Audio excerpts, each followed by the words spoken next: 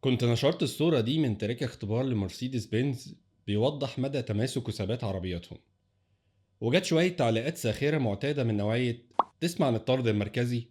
الصورة دي ملعوب فيها، مستحيل يكون ده حقيقي.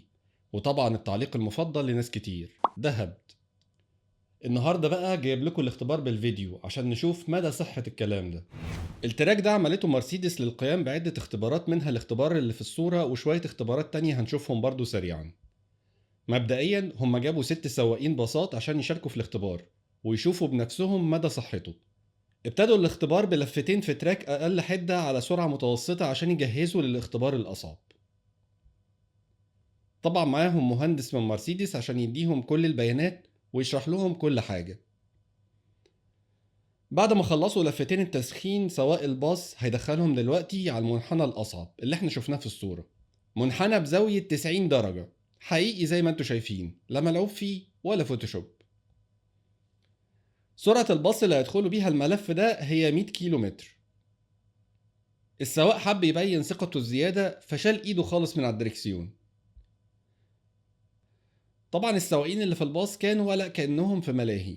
اكيد قوة الطرد المركزي هنا ليها دور، مش هنكر ده، ولكن ده ما يمنعش مدى قوة ثبات باص خاصة مع مراعاة وزنه وحجمه. الاخ ده بقى دروخ وحالته بقت صعب، ولما نزل قالك لا يا عم مش لاعب، مش هقدر اركب تاني.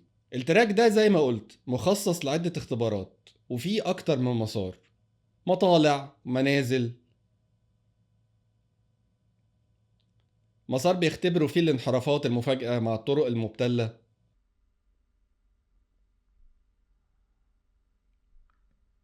وطبعا المنحرفات مع زاوية ميل. شوفوا هنا الباص على منحنى بزاوية ميل قدر يدخل عليه بسرعة بطيئة، لا وكمان يقف ويتحرك تاني. ده غير طبعا مسار غير ممهد لاختبار نظام التعليق وراحة الركاب داخل الباص. بعد نهاية الرحلة سألوا السواقين ايه رأيكم عن الاختبار اللي انتوا دخلتوه، وطبعا كلهم كانوا مبهورين. هنهلكوا الفيديو بقى بمقطع تاني من داخل عربية، ولكن المرة دي سيدان عشان نشوف المنحنى بشكل أفضل شوية. هما هنا ماشيين في التراك وداخلين على منحنى أقل من المنحنى اللي احنا شفناه. طبعا سرعته على المنحنى ده كانت كبيرة، بس لما يخش على المنحنى التاني هيقلل السرعة شوية. هو كده داخل على المنحنى الأكبر. بصوا بقى شكل المنحنى من داخل العربية عامل ازاي، زاوية 90 زي ما أنا قلت. في النهاية نقدر نقول إن مرسيدس بتصنع عربيات أشبه بالإبراز من قوة تماسكها وثباتها على الطريق. ها إيه رأيكم بقى في هبد مرسيدس بعد ما شفت الفيديو ده؟